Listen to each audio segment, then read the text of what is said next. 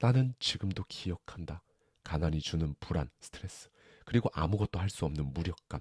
나는 매일 다짐한다. 내가 경험한 가난을 나의 가족에게 절대 물려주지 않을 것이다. 여러분은 성공합니다. 여러분이 그걸 원했기 때문이죠. 안녕하세요. 하와이 대저택입니다. 부에는 공식이 있습니다. 그리고 이 부는 정말 딱 이 공식대로 움직인다고 강조하는 사람이 있어요. 바로 미국 뉴욕대 경영대학원 교수이자 애플과 아마존에 투자해 무려 50배가 넘는 막대한 수익을 거둔 스콧 갤러웨이입니다. 스콧에 따르면요, 이 공식을 모르면 그저 운에만 의존하며 살게 되지만 이 공식을 알게 되면 무슨 일을 하든 부자가 되는 길이 막 보이기 시작한다고 합니다. 결국 돈을 버는 것도, 부를 유지하는 것도, 부를 증식하는 것도 원칙이 있다는 거예요. 그래서 이 원칙을 따르지 않으면 사실 뭔가를 평생 동안 아무리 열심히 한다고 해도 가난할 수밖에 없다는 거죠. 그래서 오늘은요, 스콧 갤러웨이의 부의 공식, 이 책 속에 담겨있는 인사이트를 가져와서요, 저자의 시선에 저의 생각까지 더해서 여러분과 함께 생각해보고 싶은 부분들을 말씀드리도록 하겠습니다. 20대 시절, 나는 남들과는 다른 삶을 살고 싶었다. 평범한 성공이 아닌 진정한 아웃라이어가 되어 비범한 성취를 이루고 싶었다. 자본주의 사회에서 반드시 성공을 거머쥐겠다는 단 하나의 목표를 품고 미친 듯이 일했다. 정말 그랬다. 그때 나는 성공만을 바라보며 질주했다. 돈, 명예, 영향력, 이 모든 것을 거머쥐는 것이 나의 유일한 목표였다. 다른 건 눈에 들어오지도 않았다. 그러던 어느 날 친한 친구 리와 돈에 대한 대화를 나누게 되었다. 리는 IRA 개인퇴직연금에 $2,000를 넣었다고 말했다. 당시 나는 은퇴 자금 같은 건 전혀 생각하고 있지 않았기 때문에 비웃듯이 그 친구에게 이렇게 말했다. 65세에 $2,000가 소중할 정도라면 그냥 죽어버리는 게 낫지 않아? 돌이켜보면 그때 나는 오만했다. 나는 오로지 한 방을 노리고 있었다.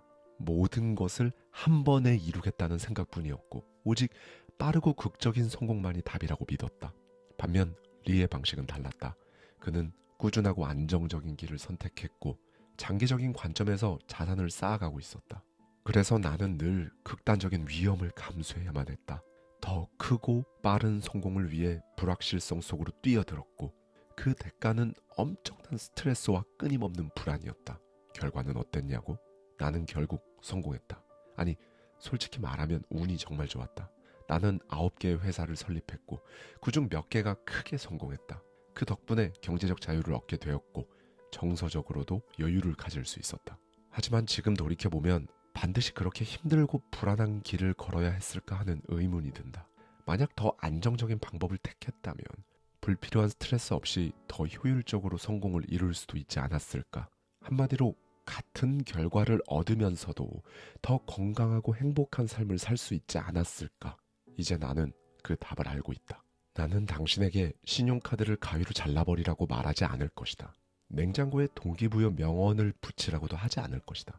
그런 조언이 의미 없다는 것은 아니다. 다만 이미 수많은 책과 유튜브에서 그런 이야기들을 하고 있기 때문이다. 나는 당신이 운을 최대한 활용하고 일관성 있게 행동하길 바란다. 같은 돈을 벌더라도 접근 방식에 따라 몇 년 후 당신이 서 있는 위치가 완전히 달라질 것이기 때문이다. 나는 이미 이 길을 걸어왔고 시행착오를 거쳐 깨달음을 얻었다. 당신은 같은 실수를 반복할 필요가 없다. 경제적 안정은 얼마를 버느냐가 아니라 얼마를 남기느냐에서 결정된다. 그리고 그보다 더 중요한 것은 당신에게 얼마가 있어야 충분한지 명확하게 아는 것이다. 피터 드러커는 이렇게 말했다. 측정할 수 있어야 관리할 수 있다. 이 원칙은 돈 관리에도 완벽하게 적용된다. 당신이 돈을 어디에 얼마를 쓰는지 모른다면 그것을 통제할 수도 계획할 수도 없다. 경제적 자유를 얻으려면 소득이 아니라 자산을 확보해야 한다. 그리고 그 자산에서 나오는 불로소득이 경비 지출을 포함한 생활비를 넘어서는 순간 당신은 더 이상 돈을 벌기 위해 일할 필요가 없다. 물론 일을 하고 싶을 수도 있겠지만 선택지가 있다는 것 자체가 자유다. 그렇다면 불로소득이란 구체적으로 무엇일까? 불로소득이란 당신이 일하지 않아도 자동으로 벌어들이는 수입을 의미한다. 불로소득의 대표적인 유형은 다음 4가지다. 1. 예금이나 채권에서 발생하는 수익, 은행 이자. 2. 투자한 주식이 지급하는 주식 배당금. 3. 부동산을 소유하고 받을 수 있는 임대 수익. 4. 시간이 지나면서 자산 가치가 올라 생기는 수익. 반면 우리가 일반적으로 받는 월급은 능동적 소득이다. 즉, 당신이 일을 해야만 얻을 수 있는 소득이며 일을 멈추는 순간 소득도 사라진다. 경제적인 안정은 불로소득이 경비 지출보다 커야 한다. 이것이 경제적 자유의 공식이다. 즉, 불로소득이 생활비보다 많아지는 순간 당신은 더 이상 생계를 위해 일할 필요가 없어진다. 이 공식을 성립시키는 것이야말로 진정한 경제적 자유의 핵심인 것이다. 그리고 중요한 것은 단순히 더 많은 돈을 버는 것이 아니라 불로소득이 지속적으로 생활비를 초과하도록 설계하는 것이다. 과거에는 중산층과 부유층의 차이가 크지 않았다. 같은 공항을 이용했고 같은 병원에 다녔으며 같은 골프장에서 어울렸다. 하지만 지금은 다르다. 이들은 단순히 더 좋은 곳에서 사는 것이 아니다. 아예 완전히 다른 차원의 삶을 살고 있다. 그리고 사람들은 매일 그것을 바라보며 상대적 박탈감을 느낀다. 자본주의는 완벽하지 않다. 세상이 불공평해 보일 수도 있다. 그러나 불평한다고 시스템이 바뀌지는 않는다. 진짜 중요한 것은 이 시스템을 어떻게 활용할 것인가이다. 그렇다면 당신은 이 게임에서 이기는 방법을 배워야 한다. 이걸 반드시 기억하라. 당신의 목표는 죽기 전에 은행 잔고를 최대한 늘리는 것이 아니다. 돈 걱정 없이 원하는 삶을 사는 것이다. 이 목표가 지금 당신의 몸과 마음과 머릿속에 완전히 각인되었다면 지금부터 부를 얻기 위한 실패 없는 게임을 시작하면 된다. 대부분의 개인 자산관리 조언은 은퇴를 중심으로 이야기한다. 한창 일하는 시기와 일을 그만두는 시점을 명확히 구분하며 은퇴 후의 삶을 준비하라고 말한다. 그러나 이 사고방식은 낡았다. 당신이 목표로 삼아야 할 것은 은퇴 이후가 아니라 은퇴 이전의 경제적 자유다. 그리고 그 시기는 빠르면 빠를수록 좋다. 앞에서도 말했지만 경제적 자유를 얻으면 이후에도 일을 계속할지 여부를 당신이 스스로 선택할 수 있다. 물론 나는 경제적 자유를 달성했지만 여전히 일을 하고 있다. 다만 과거에 그랬던 것처럼 생존을 위한 필사적인 노동이 아니라 즐겁게 하는 일이 됐다. 이렇게 되면 일에서 오는 스트레스는 급격하게 줄어들고 여유와 자신감이 성과를 더욱 높여준다. 그렇다. 경제적 자유는 선택지를 준다. 그리고 그 선택지는 곧 당신 삶의 통제권을 의미한다. 연구에 따르면 일 자체는 인간의 수명과 행복을 연장시킨다. 하지만 수명을 단축시키는 가장 큰 요인은 스트레스, 그리고 그 스트레스의 상당 부분은 경제적 불안에서 비롯된다. 그렇다면 경제적 불안을 벗어나 경제적 자유를 얻기 위해 해야 할 것은 무엇일까? 가장 먼저 당신이 원하는 삶을 유지하는 데 필요한 연간 지출을 정확히 아는 것이다. 이 비용은 사람마다 다르다. 예를 들어 나의 아버지는 비교적 소박한 삶을 원하신다. 그가 바라는 것은 단순하다. 생활 필수품, 실버타운 방 한 칸, 아이스하키 경기 방송, 멕시코 음식과 맥주를 곁들인 저녁 정도다. 하지만 나는 다르다. 나는 돈을 많이 쓰는 스타일이다. 중요한 건 누구든 자신의 삶을 유지할 수 있는 비용을 명확하게 파악해야 한다는 것이다. 필요한 돈을 모르는 상태에서 경제적 자유를 이야기하는 것은 목적지도 없이 항해하는 것과 같다. 어린 시절 나는 경제적 불안이 무엇인지 뼛속까지 체험하며 자랐다. 부모님이 이혼하신 후 엄마와 나는 한 달에 100만 원도 안 되는 돈으로 생활해야 했다. 엄마는 최대한 아껴 쓰려 했지만 나는 이미 9살 때부터 가게 경제를 걱정하며 살아야 했다. 그러던 어느 날 엄마는 나에게 겨울 재킷을 사주셨다. 10만 원 정도 하는 옷이었는데 며칠 후 학교에서 그 재킷을 잃어버리고 말았다. 집에 돌아와 엄마에게 이 사실을 말해야 했을 때 나는 두려움에 온몸이 얼어붙었다. 엄마는 한동안 아무 말도 하지 않으셨다. 그리고 갑자기 눈물을 흘리셨다. 그 순간 나는 깨달았다. 돈이란 단순한 숫자가 아니다. 가족의 삶을 지배하는 힘이다. 그때부터 나는 가난을 극복하기 위해 정말 처절할 정도로 노력했다. 그리고 결국 성공했다. 나는 지금도 기억한다. 가난이 주는 불안, 스트레스, 그리고 아무것도 할 수 없는 무력감.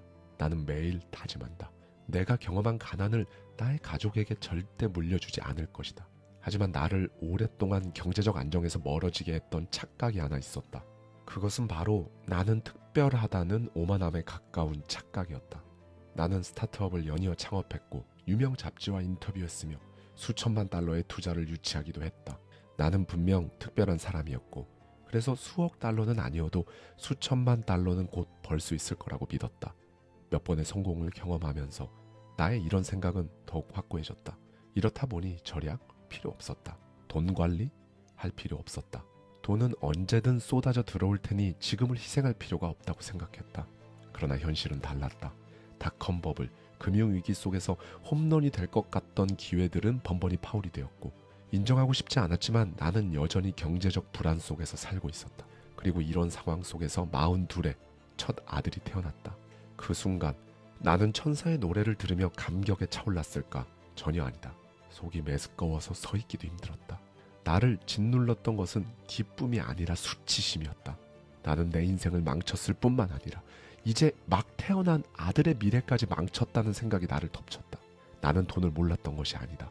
MBA를 마쳤고 수백만 달러를 조달한 경험이 있었으며 직원들에게 급여를 지급하고 분기마다 수익을 계산해왔다. 하지만 나는 돈을 제대로 다루지 못했다. 그리고 이런 사람은 나만이 아니었다. 영국의 한 연구에 따르면 금융 문맹과 자제력 부족이 사람들을 빚더미로 몰아넣는다. 하지만 과도한 부채의 가장 큰 원인은 금융 문맹이 아니라 자제력 부족이었다. 즉 경제적 안정은 지식이 아니라 행동 패턴의 결과인 것이다. 돈을 아는 것과 돈을 잘 다루는 것은 전혀 다른 문제다. 내가 MBA를 마쳤음에도 돈을 제대로 관리하지 못했던 것처럼 많은 사람들이 돈을 버는 법은 알지만 지키는 법은 모른다. 결국 돈을 벌어들이는 능력보다 더 중요한 것은 그 돈을 다루는 태도와 습관이다. 불필요한 소비를 통제하는 두 가지 원칙이 있다. 1. 약속하지 마라. 그래야 장기적인 금융 부담에서 벗어날 수 있다. 자동차 할부, 신용카드 할부까지 지금 사고 나중에 결제하는 이 모든 것은 당신의 소비를 통제하기 어렵게 만든다. 즉 당신 스스로 불리한 게임을 설계하는 것과 같다. 2. 변동성을 줄여라. 지출의 일관성을 유지해야 한다. 한 달은 아껴 쓰고 다음 달은 펑펑 쓰는 패턴은 최악이다. 매달 일정한 지출 패턴을 유지해야 한다. 지출이 통제되지 않으면 예산 관리가 무너진다. 예산이 불안정하면 저축 습관도 사라진다. 돈만 많이 벌기만 하면 되지. 이런 생각이 가장 위험하다. 실제로 돈을 많이 버는 사람도 소비를 통제하지 못하면 결국 파산한다. 나에게 정말 필요한 물건일까? 나중에 후회하지 않을 소비일까? 이 질문을 던지는 것만으로도 당신의 재정 상황은 완전히 달라질 것이다. 워렌 버핏은 말했다. 부자가 되려면 먼저 부자의 습관을 가져야 한다. 부자들은 그냥 우연히 부자가 된 것이 아니다. 그들은 돈을 바라보는 시각부터 다르다. 소비보다 자산을 쌓는 데 집중하고 즉흥적인 욕망보다 장기적 목표를 우선한다. 반면 대부분의 사람들은 돈을 번 만큼 혹은 그 이상 쓴다. 오늘의 만족을 위해 미래를 저당 잡히고 자신의 수입을 뛰어넘는 삶을 살며 빛의 수렁 속으로 빠져든다. 주변을 한번 둘러보자. 월급이 오르면 소비도 함께 늘어나는 사람들, 돈이 생기면 곧바로 더 좋은 차, 더 큰 집을 사는 사람들. 이들은 돈을 버는 법은 알지만 그 돈을 자산으로 바꾸는 법은 모른다. 경제적 자유는 결국 매일 반복하는 당신의 작은 경제적 선택들에 의해 결정된다. 매달 적금을 넣느냐, 소비를 하느냐, 주식과 부동산을 연구하느냐, 외면하느냐, 당장의 유혹을 참느냐, 무너지느냐. 이렇게 작은 선택 하나하나가 쌓여 5년, 10년 후 당신의 운명을 바꾼다. 당신은 지금 어떤 행동을 반복하고 있는가? 돈은 선도 아니고 악도 아니다. 다만 돈이 있으면 당신은 선택할 수 있다. 돈이 없으면 당신은 선택당할 뿐이다. 당신의 삶을 타인이 결정하게 된다. 하고 싶은 일을 하는 것이 아니라 해야만 하는 일을 하게 된다. 돈이 없는 자유는 불가능에 가깝기 때문이다. 뇌는 주어진 자극에 반응하려는 성향이 있다. 이 성향을 능동적으로 활용하면 원하는 삶을 구축할 수 있다. 즉, 건강한 습관을 형성하면 무의식적으로도 당신이 원하는 방식으로 반응하는 사람이 될 수 있다는 것이다. 지난 수십 년 동안 이 습관의 힘에 대한 과학적, 문화적 관심이 폭발적으로 증가했다. 찰스 드위그, 제임스 클리어뿐만 아니라 스토아 철학과 불교에서도 같은 개념을 강조한다. 핵심은 간단하다. 잘 들어보라. 당신이 자동적인 반응으로 그냥 선택한 것과 당신이 충분한 숙고 끝에 선택한 것이 같을 때 당신은 습관을 완전히 장악한 것이다. 즉, 의식적인 노력이 필요 없는 그 경지까지 가야 한다는 것이다. 그래야 가장 중요한 것들에 더 많은 에너지를 집중할 수 있다. 2016년 어느 목요일 밤, 나는 첫 블로그 글을 작성했다. 당시 나는 스타트업을 운영하며 회사를 알릴 방법을 고민하고 있었다. 팀원들과 논의 끝에 블로그를 해보자는 아이디어가 나왔다. 처음엔 쉬웠다. 피드백도 괜찮았다. 그러나 일주일이 지나고 또 목요일이 되었다. 새로운 글을 써야 했다. 노력했지만 첫 번째 글만큼의 신선함은 없었다. 그럼에도 불구하고 나는 계속 글을 썼다. 몇 달이 지나자 블로그는 점점 인기를 끌었다. 구독자가 늘었고 피드백이 많아졌으며 내 글이 사람들에게 영향을 미친다는 걸 깨달았다. 그리고 어느 순간 이 글쓰기는 나의 정체성이 되었다. 결국 내 블로그는 거대한 플랫폼이 되었다. 2022년에는 인터넷 분야의 오스카상으로 불리는 웨비상을 수상했다. 그렇게 나는 작가가 되었다. 그렇다. 정체성은 습관에서 나온다. 그리고 습관은 단순한 행동의 반복이 아니라 당신이 누구인지를 결정한다. 그리고 습관은 그냥 시작하는 것에서 비롯된다. 나는 한때 나 자신을 통제할 수가 없는 사람이었다. 내가 원하는 것은 언제나 더 많은 자극, 더 많은 인정, 더 많은 소비였다. 그렇게 본능적인 욕망을 따라 살아갔다. 결국 공허해졌다. 그리고 어느 순간 나는 혼자가 되어 있었다. 그때는 몰랐다. 돈을 벌어야 하는 이유와 방향이 잘못 설정되어 있었다는 것을 말이다. 돌아보면 이유는 있었다. 월스트리트에서 실리콘밸리까지 이 세계에는 마치 진실처럼 통용되는 거대한 거짓말이 하나 있다. 바로 오래 일하는 사람이 단련돼 있고 도덕적이며 강하다는 믿음이다. 나 역시 오랫동안 이 잘못된 믿음을 신조로 삼았다. 그리고 그렇게 사는 것이 나를 증명하는 길이라고 착각했다. 모건 스탠리에서 일하던 20대 시절 밤샘 근무는 곧 미덕이었다. 나이든 선배들은 서로를 평가하듯 물었다. 어젯밤에 몇 시까지 있었어? 마치 오래 일하는 것이 강인함을 증명하는 유일한 척도라도 되는 양 말이다. 지금도 크게 다르지 않다. 사람들은 단 몇 분을 아끼기 위해 점심을 거르고 식사 대용 쉐이크를 마시며 자신이 얼마나 효율적인지 스스로를 시험하고 있다. 하지만 나는 단언한다. 열심히 일하는 것은 성공의 필요 조건일 뿐 충분 조건이 아니다. 단순히 열심히 일하는 것만으로는 절대로 인생이 나아지지 않는다. 나는 열심히 일한다는 것을 핑계로 내 삶에서 중요한 많은 것들을 무시했다. 가족을 방치했고 건강을 소홀히 했으며 무례한 태도를 정당화했다. 근면함은 그럴듯한 핑계였다. 결국 다 자기 만족일 뿐이었다. 그리고 내 스스로를 합리화했다. 나는 열심히 일하고 있으니까 괜찮아. 하지만 더 강해지고 싶다면, 더 부유해지고 싶다면 단순히 더 오래 일할 것이 아니라 더 똑똑하게 일해야 한다. 경제학에는 한계 효용 체감의 법칙이라는 개념이 있다. 즉 무언가를 더 많이 가질수록 단위당 만족도는 줄어든다. 은행 계좌에 100달러 있던 사람이 1달러를 벌면 큰 의미가 있다. 하지만 1000만 달러가 있는 사람이 1000달러를 번다면 별 의미가 없다. 소득이 증가하면 행복도 증가하지만 소득이 2배 늘어난다고 행복도 2배가 되지는 않는다. 당신은 지금 돈을 쫓고 있는가? 아니면 돈을 통해 당신 삶을 설계하고 있는가? 더 많은 돈을 벌어야 한다는 강박 속에서 살 것인가? 아니면 돈을 다룰 줄 알고 돈이 당신을 위해 일하게 만들 것인가? 돈은 펜에 든 잉크와 같다. 그러나 잉크가 많다고 해서 좋은 이야기가 써지는 것은 아니지 않는가? 그 잉크를 사용해 어떤 이야기를 쓰느냐는 오직 당신에게 달려있다. 심리학자이자 경제학자인 데니얼 카너먼은 이렇게 말했다. 인생은 예상치 못한 사건들로 가득하다. 그렇다. 몇 년에 한 번씩 당신의 계획을 완전히 뒤흔드는 일들이 막 벌어진다. 전 세계적 팬데믹, 예기치 못한 사고, 전쟁, 갑작스러운 건강 문제까지. 이런 일들은 당신이 원하든 원하지 않든 언제든 닥칠 수 있고 대부분 부정적인 방향으로 작용한다. 하지만 그것이 반드시 나쁜 결과를 의미하는 것은 아니다. 삶이 예측할 수 없는 방향으로 흘러간다면 당신도 유연하게 적응하면 된다. 어쩌면 예상치 못한 그 사건이 당신을 훨씬 더 나은 길로 이끌 수도 있다. 진짜 중요한 것은 불확실성 속에서도 흔들리지 않는 준비를 갖추는 것이다. 그렇다면 불확실성을 대비하는 가장 좋은 방법은 무엇일까? 불확실성에 대비하는 가장 기본적인 방법은 비상금을 확보하는 것이다. 이 비상금이 없으면 작은 위기에도 쉽게 무너질 수밖에 없다. 차가 고장났을 때, 갑작스럽게 이사를 가야 할 때, 예상치 못한 의료비가 필요할 때 비상금이 없다면 빚을 질 수밖에 없다. 그리고 빚은 당신의 경제적 자유를 갉아먹는다. 당신이 힘든 결정을 내려야 할 때 돈 때문에 궁지에 몰리는 일이 없도록 반드시 비상금을 마련해야 한다. 무엇보다 진짜 중요한 것은 당신의 태도다. 우리는 바람을 통제할 수 없지만 돛을 조절할 수는 있다. 완벽한 계획보다 더 중요한 것은 변화에 적응할 수 있는 유연한 사고방식이다. 계획을 맹목적으로 따르기보다 필요하면 조정하고 수정하고 다시 세울 수 있는 그 유연함을 가져야 한다. 마지막으로 전문가의 도움을 받는 것도 전략이다. 당신이 돈을 벌고 저축하고 투자할수록 세금, 법률과 같은 재무 관리가 점점 복잡해진다. 세금을 어떻게 절감할 것인가? 어떤 투자 포트폴리오가 나에게 적합한가? 자산을 어떻게 분배해야 할까? 이런 문제를 혼자서 모두 해결하려고 할 필요는 없다. 재정적으로 준비가 되지 않은 사람들에게 위기는 곧 파멸을 이야기한다. 하지만 철저히 준비된 사람에게 위기는 또 다른 기회를 이야기한다.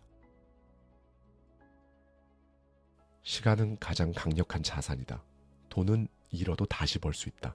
인맥은 끊어져도 다시 만들 수 있다. 그러나 시간은 한번 지나가면 절대 되돌릴 수 없다. 나이가 들고 주어진 시간이 얼마 남지 않았을 때 사람들은 후회하지만 그때는 이미 늦었다.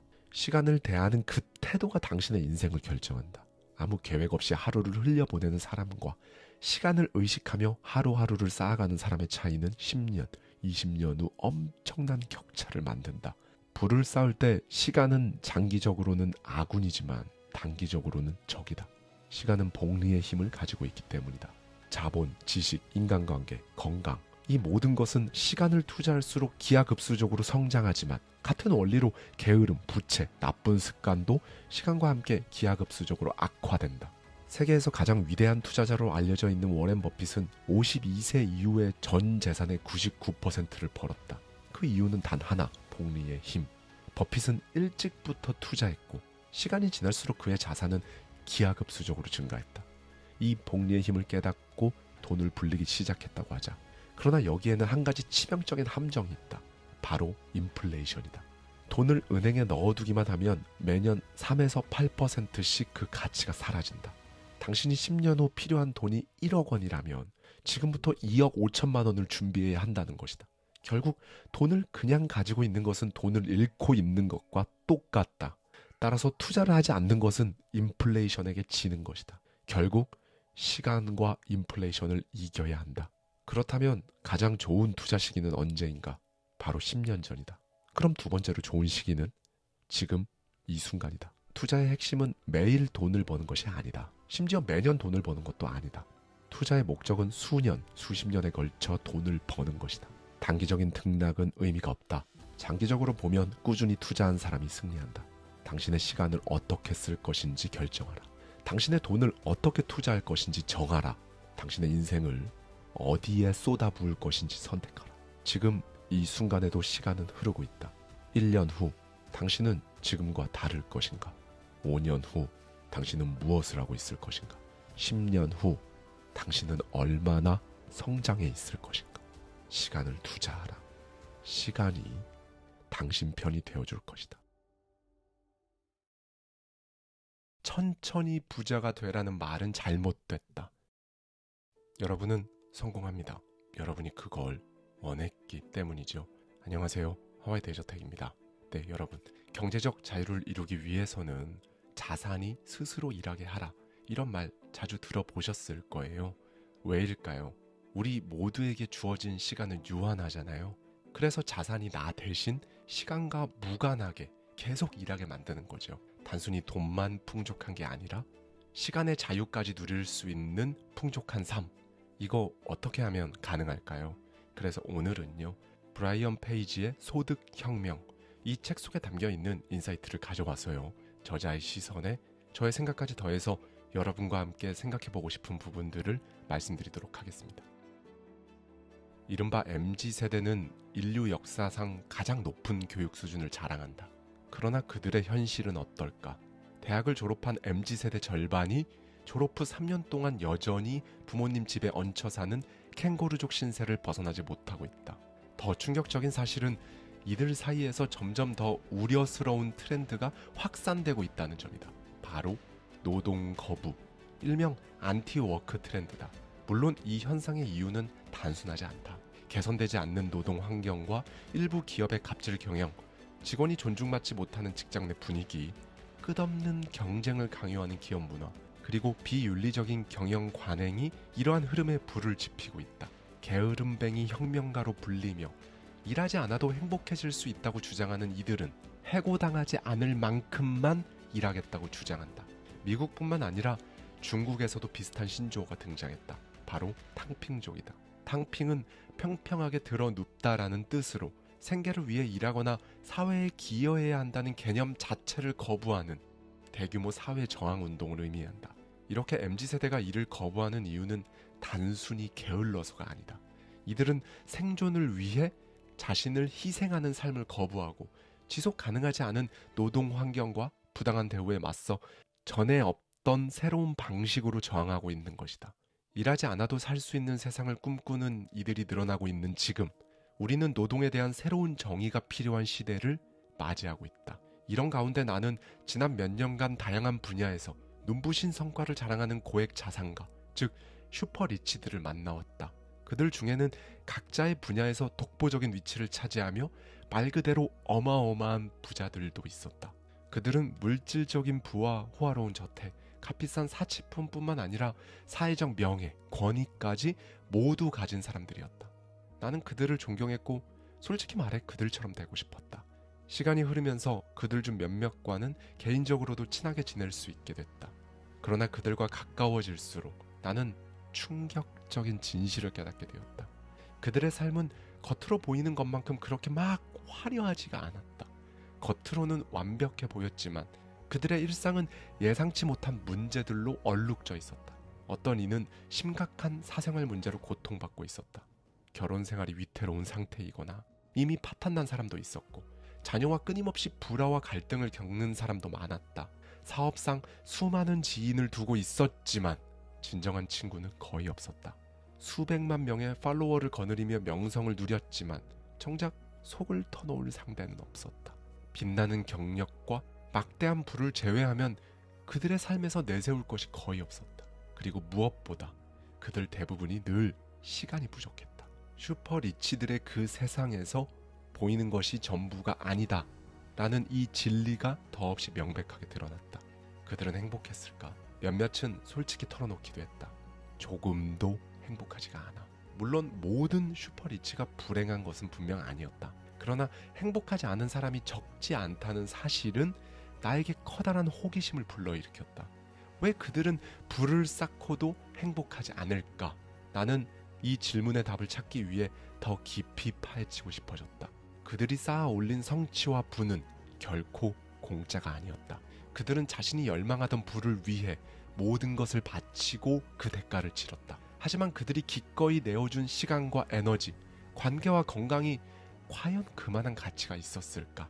돈이 없어 가난한 사람, 돈이 있어도 가난한 사람. 나는 사람들이 돈과 관련해 두 가지 현실 중 하나에 갇혀 있다고 생각한다. 첫 번째는 돈이 늘 부족한 현실이다.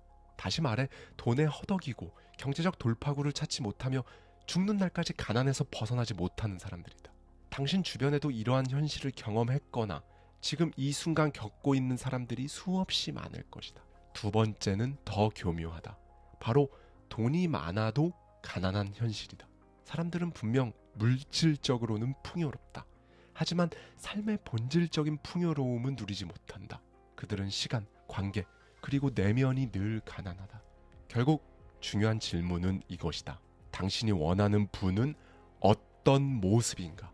당신이 백만장자 혹은 억만장자가 되었다고 한번 상상해보자. 통장에는 끝을 알 수 없는 액수의 돈이 찍혀있고 반짝이는 고가의 자동차와 호화로운 저택, 세상의 모든 물질적 보상이 당신 손에 있다.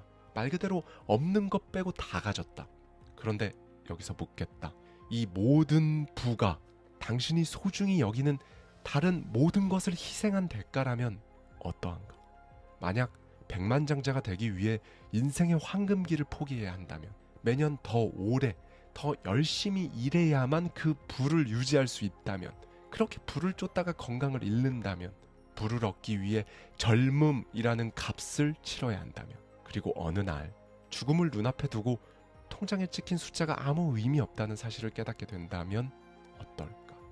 그럼에도 불구하고 오직 돈만이 당신의 삶을 채워줄 거라고 그렇게 믿는다면 결말은 이미 정해져 있다. 안타깝지만 텅 빈 삶만이 기다리고 있을 뿐이다. 내가 이렇게 구구절절 말하는 이유가 궁금할 것이다. 혹시라도 더 많은 것을 원하는 마음을 완전히 내려놓고 산속에 들어가서 뭐 승려처럼 살아야 하느냐라고 묻고 싶을지도 모른다. 하지만 내가 하려는 말은 그런 게 아니다. 문제는 많은 사람이 그 돈을 목표 그 자체로 삼고 있다는 것이다. 돈을 벌어야 한다는 압박 속에서 마치 점수를 따기 위해 달리다 지쳐버린 게임을 하고 있는 것처럼 살고 있다. 그러나 이 게임 속에서 당신이 진짜로 얻게 될 것은 무엇인지 단 한 번이라도, 진짜 단 한 번이라도 스스로에게 이 질문을 던져본 적 있는가? 나의 질문에 이런 생각이 들 것이다. 그렇다면 부자가 되겠다는 꿈을 포기해야 하나? 아니면 부와 행복, 이 두 개는 공존할 수 없다고 믿어야 하는 건가? 절대 그렇지 않다. 하나만 해결하면 나머지는 자연스럽게 따라온다.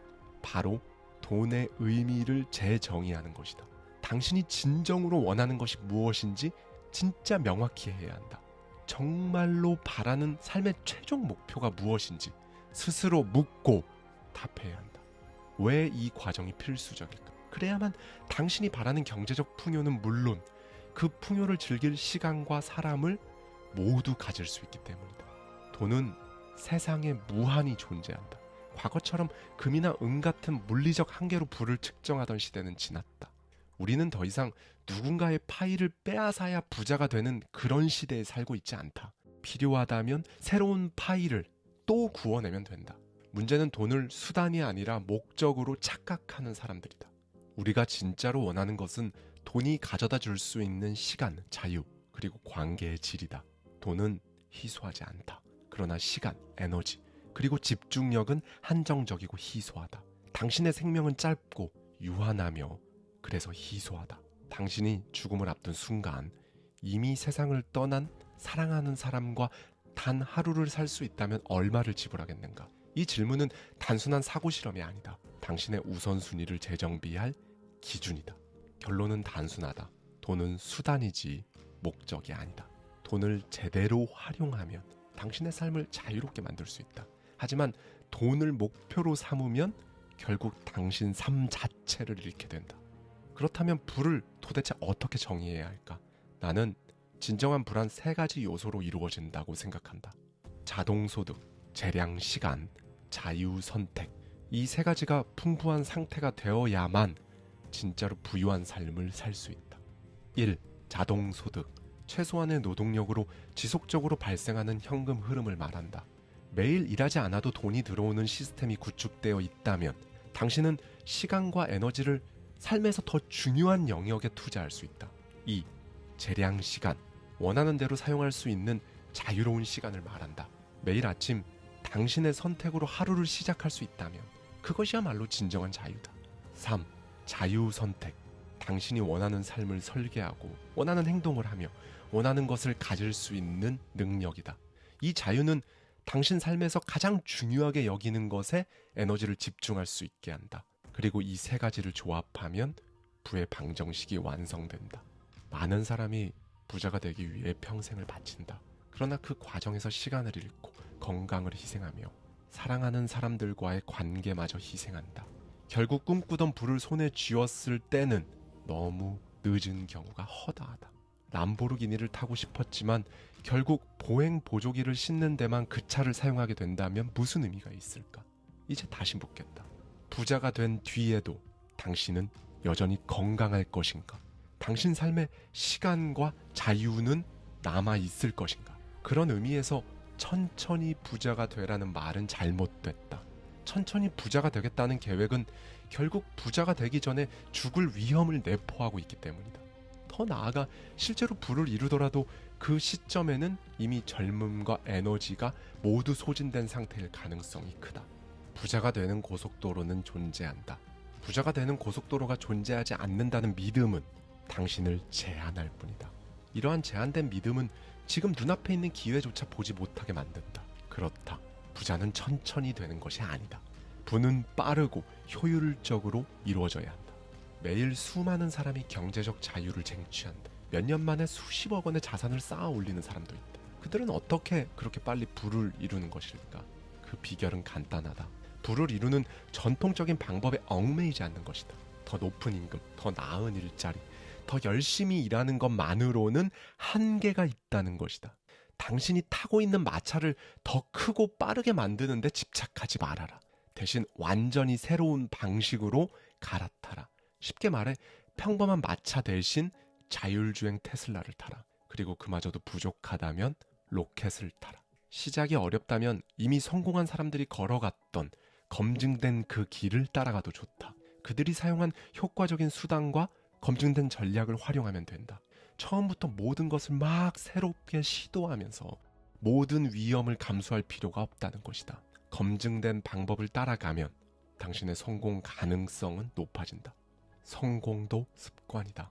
오늘날 수많은 사람들이 활용하고 있는 지속적인 소득 창출 수단을 당신의 것으로 만들어라. 자동소득이나 반자동소득을 창출할 수 있는 가장 효과적인 틈새 전략을 찾아내고 그걸 실행에 옮기기만 하면 된다. 그렇다면 도대체 나한테 맞는 수단은 무엇인가? 이 질문에 대한 답은 간단하다.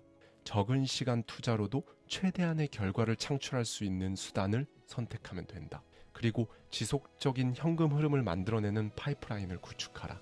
자동소득 시스템은 당신이 일하지 않아도 돈이 끊임없이 들어오도록 하는 시스템인 만큼 이 시스템을 만들기 위해 필요한 것은 단 하나, 집중력이다. 살아가며 당신의 시간과 노력을 줄이고 싶다면 고도의 집중력을 발휘해야 한다. 다행히 집중력은 선천적인 재능이 아니다. 노력과 훈련으로 개발할 수 있는 기술이다.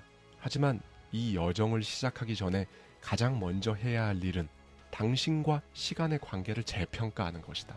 돈과 시간을 동일시하는 생각을 버려라. 다시 강조하지만 시간은 돈보다 훨씬 희소하고 훨씬 더 귀중하다. 당신의 시간은 부를 창출하는 핵심 자원이다. 그렇기에 시간을 최대한 효율적으로 사용하고 돈을 벌어줄 시스템을 구축하는 데 투자해야 한다. 지금 이 순간부터 절대 잊지 마라. 시간을 통제하는 자가 진정한 부를 누릴 수 있다. 당신이 진정한 부를 누리기 위해 가장 먼저 해야 할 일은 첫 번째, 자동소득원을 구축하기 위한 미천, 즉 종잣돈을 마련하는 것이다. 문제는 수입은 그대로인데 별도로 돈을 모아야 한다는 점이다. 이건 다른 방법이 없다. 당신은 허리띠를 졸라매고 지출의 군사를 빼는데 집중해야 한다. 하지만 좋은 소식도 있다. 허리띠를 일찍 졸라맬수록 더 적게 일하고도 더 많이 벌 수 있는 위치에 남들보다 더 빨리 도달할 수 있다. 지출 다이어트는 3단계로 이루어진다. 1단계, 종잣돈을 모아라. 이 돈은 단순한 예금 이상의 의미를 가진다. 미래의 부를 키울 씨앗이기 때문이다. 쉽게 예를 들어보자. 밀 한 자루가 있다. 이 밀로 가루를 만들어 맛있는 빵을 구울 수 있다. 각 구워 따뜻하고 고소한 빵에 버터와 잼을 발라 먹으면 그 순간은 즐겁다. 하지만 즐거움은 단 한 번, 거기서 끝난다. 반대로 그 밀을 들판에 파종하면 어떨까? 이듬해에는 평생 빵을 만들 수 있을 만큼의 밀을 수확할 수 있다. 그렇다면 도대체 왜 많은 사람들이 이 귀한 씨앗을 돈나무로 키우기 위해 투자하지 않고 당장 먹어버리는 것일까? 답은 간단하다. 눈앞의 즐거움이 더 매력적으로 보이니까. 각 구워 따뜻한 빵을 먹는 건 쉽고 유혹적이다. 반면 매일 새벽 일어나 밭을 갈고 트랙터를 돌리는 농부의 삶은 전혀 매력적으로 보이질 않는다. 즉각적인 만족이 미래의 지속적인 풍요를 가로막는 주된 이유다. 그렇다. 사람들이 부자가 되지 못하는 가장 큰 이유는 종잣돈, 즉 시드머니가 부족하기 때문이다. 부자가 되기 위해 모험을 감행하거나 투자를 시작하려 해도 자본이 없으면 그저 꿈에 그칠 뿐이다. 그렇다면 이 시드머니를 만들려면 당장 어떻게 해야 할까? 가장 현실적인 방법은 수입의 최소 20%를 따로 떼어놓는 것이다.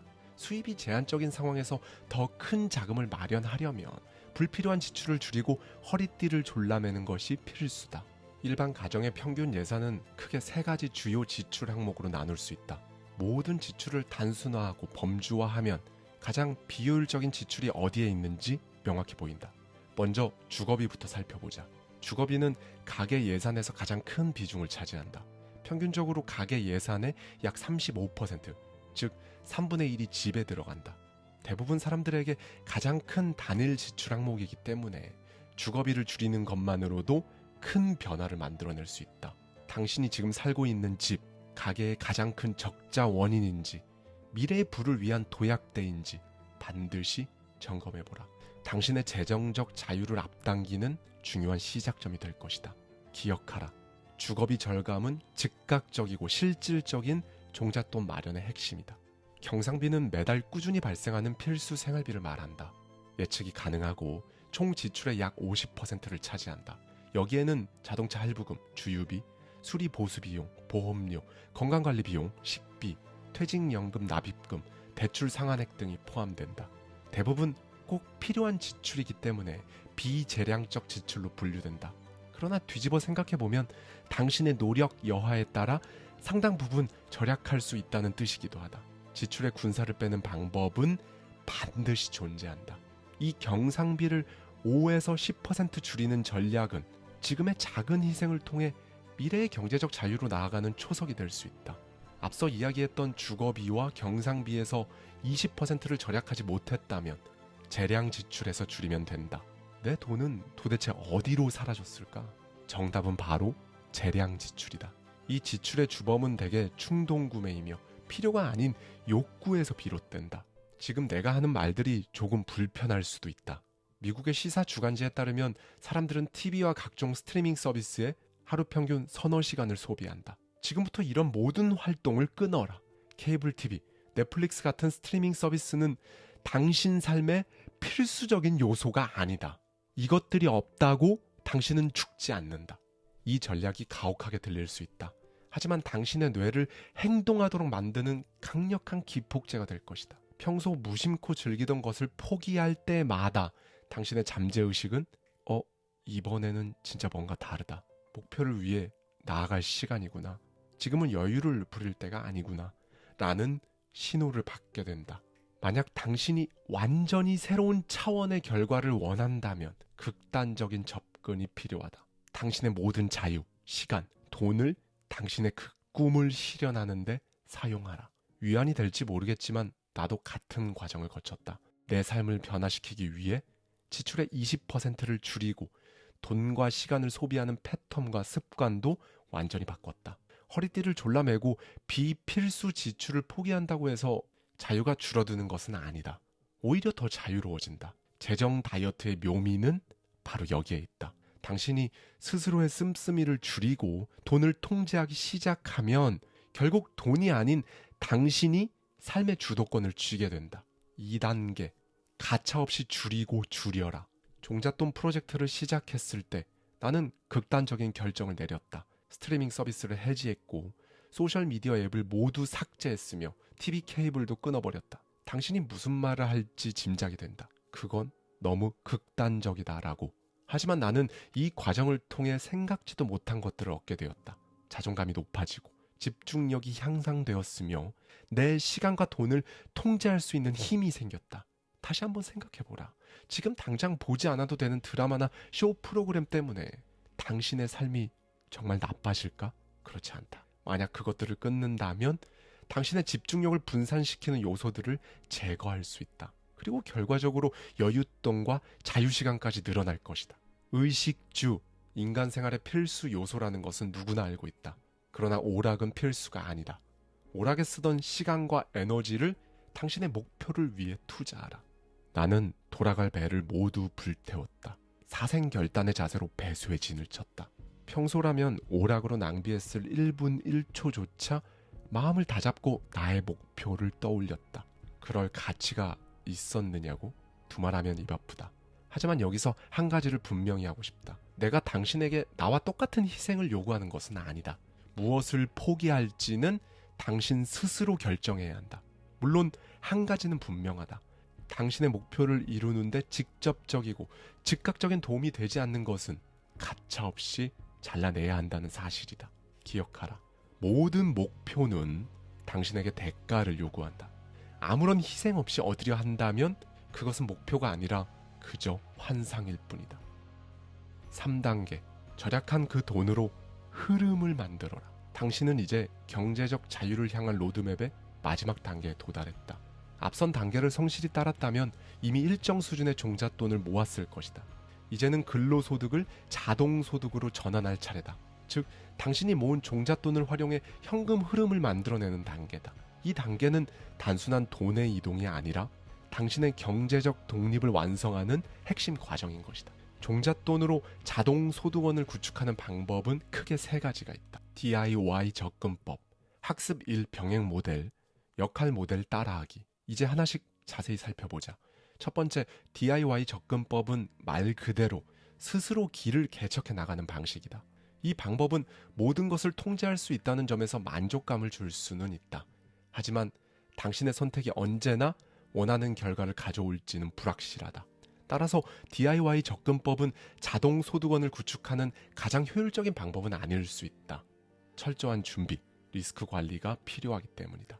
두 번째 방법은 학습 1 병행 모델이다. 새로운 기술, 지식을 배우면서 동시에 이걸 활용해서 수익을 창출하는 방식이다.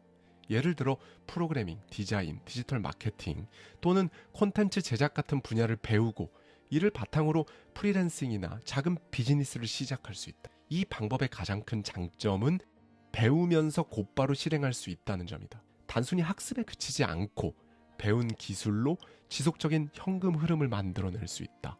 세 번째 방법은 역할 모델을 따르는 것이다. 이미 성공한 사람들의 검증된 전략과 방식을 활용해 실패의 위험을 최소화하고 성공 가능성을 극대화하는 방식이다. 예를 들어 부동산 투자, 주식 배당 수익 창출 또는 성공적인 디지털 비즈니스 모델을 복제하는 방식이 여기에 해당한다. 롤모델이 걸어간 길을 연구하고 그들의 전략을 당신의 상황에 맞게 조정해야 한다. 이 방법은 검증된 성공 사례를 기반으로 하기 때문에 리스크를 크게 줄일 수 있다. 나는 첫 번째 자동소득원이었던 에어비앤비 비즈니스를 완전히 자동화하면서 관리 업무에서 해방되었다. 이제 더 이상 내 시간을 에어비앤비 운영에 묶어둘 필요가 없었다. 이때부터 나는 사람들을 돕고 가르치는 일에 관심을 돌리기 시작했다. 그렇게 시간 자유인이 된 나는 두 번째 자동소득원인 온라인 클래스에 모든 시간을 쏟아부을 수 있었다. 결과는 성공적이었다. 2호 자동소득원을 구축한 뒤 나는 또 다른 자동소득원에 눈을 돌렸다. 이번에는 코칭 비즈니스였다. 이런 방식으로 나는 자동소득원 목록을 꾸준히 확장해왔고 나를 시간 부자와 선택권 부자로 만들어주는 원동력이 되었다. 지금도 이 소득원들은 끊임없이 현금을 창출하며 내가 원하는 삶을 유지하도록 도와준다. 자동소득원, 이건 특별한 사람만의 전유물이 아니다. 내가 했던 것처럼 하나를 성공시킨다면 그 다음은 훨씬 더 쉬워진다. 시간을 소득으로 묶어두지 말고 당신의 인생을 바꿔줄 자동소득원 구축을 시작해보라. 결과는 당신이 상상하는 것보다 훨씬 더 값질 것이다. 성공을 원한다면 당신의 최종 목적지와 도착 시간, 이걸 정확히 알아야 한다. 목표가 없는 항해는 항해가 아니라 표류에 불과하다. 그러므로 지금 당장 당신이 진정으로 원하는 것이 무엇인지 명확하게 결정하라. 막연한 꿈으로는 결코 성공할 수가 없다. 언젠가 부자가 되고 꿈꾸던 집을 사고 싶다는 말은 그저 희망일 뿐이다.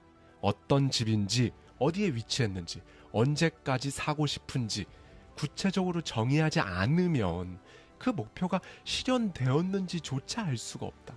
최대한 구체적이고 명확하게 목표를 정의하라. 그래야 당신의 뇌가 행동할 수 있는 명확한 지침을 가질 수 있다. 결국 성공의 첫 걸음은 구체적이고 세부적인 목표 설정에서 시작된다. 그렇다. 막연한 꿈은 그저 희망 고문일 뿐이다. 길을 정하지 않으면 당신은 절대로 원하는 곳에 도착할 수 없다. 지금 이 순간 방향을 정하라. 그리고 주저하지 말고 앞으로 나아가라. 부의 기회는 디지털 세상에 있다. 그곳에는 무궁무진한 자동소득원이 존재한다. 어디를 파야 하는지 그걸 알기만 한다면 돈의 우물은 절대 마를 일이 없다. 여러분은 성공합니다. 여러분이 그걸 원했기 때문이죠. 안녕하세요. 하와이 대저택입니다. 과로에 시달리는 직장인, 대박의 꿈을 꾸긴 하지만 수년째 실현하지 못하고 있는 만년 예비 창업가, 그리고 엔잡의 노예가 된 나홀로 사장. 여러분들 중 그 누구도 이런 삶을 꿈꾸진 않을 겁니다. 그렇죠? 사실 우리가 원하는 건 단순합니다. 돈과 시간에 구속받지 않는 삶. 모두가 그런 인생을 꿈꾸죠. 그래서 오늘도 지난 시간에 이어서요. 브라이언 페이지의 소득혁명, 이 책 속에 담겨있는 인사이트를 가져와서요. 저자의 시선에 저의 생각까지 더해서 여러분들과 함께 생각해보고 싶은 부분을 말씀드리도록 하겠습니다. 1만 시간의 법칙이라는 말을 한 번쯤 들어봤을 것이다. 연구에 따르면 하나의 기술을 완벽히 익혀 전문가가 되려면 약 1만 시간이 필요하다는 것이다. 특정 기술을 완벽히 숙달해 전문가가 되는 것, 이게 성공의 열쇠라는 점에는 이견이 없다. 하지만 여기서 중요한 질문이 있다. 그 1만 시간을 투자할 만한 가치가 있는 일이냐는 것이다. 만약 당신이 좋아하지 않는 일이라면 1만 시간은 무려 1만 시간에 달하는 고문에 지나지 않는다. 그렇다면 정말 1만 시간이 꼭 필요할까? 시간을 덜 쓰면서도 비슷한 성과를 낼 방법은 없을까? 방법이 있다. 그것은 바로 모방 접근법이다. 모방 접근법의 핵심은 간단하다. 당신이 직접 그 분야를 완벽히 익히려 애쓰는 대신 이미 그 분야의 정상에 올라있는 전문가의 지혜와 경험을 활용하는 것이다. 시행착오를 겪고 실패하고 다시 또 시작하며 시간을 낭비할 필요가 없다. 이미 그 과정을 모두 끝낸 전문가의 도움을 받으면 된다. 잘만 하면 전문가의 조언과 지침을 통해 1만 시간을 100시간으로 단축할 수도 있다. 무엇보다 전문가가 되지 않더라도 전문가에 가까운 결과를 얻을 수 있다. 그렇다. 부자가 되는 여정에서 1만 시간을 쏟을 여유가 없다. 시간을 아껴야 한다. 중요한 건 최고가 되는 것이 아니라 제한된 시간 안에 구체적인 결과를 내는 것이다. 모두가 최고가 될 필요는 없다. 또 이 세상 모든 분야에서 전문가가 될 필요도 없다. 대신 당신이 원하는 특정 목표를 이루는데 필요한 만큼만 익혀도 충분하다. 모방 기법을 어렵게 생각할 필요 없다. 내가 자동소득원으로 온라인 강좌를 개설하기로 결심했을 때의 일이다. 온라인 강좌에 대해 나는 아는 게 없었다. 어디서부터 시작해야 할지 막막했지만 목표는 분명했다. 최고의 방법을 배우고 그대로 따라만 하자.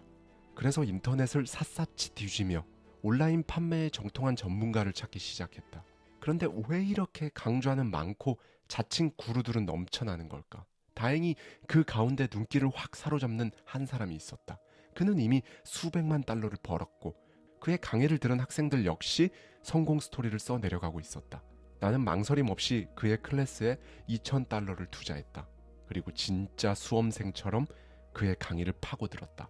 배운 것을 단 하나도 빠뜨리지 않고 철저히 그대로 실천했다.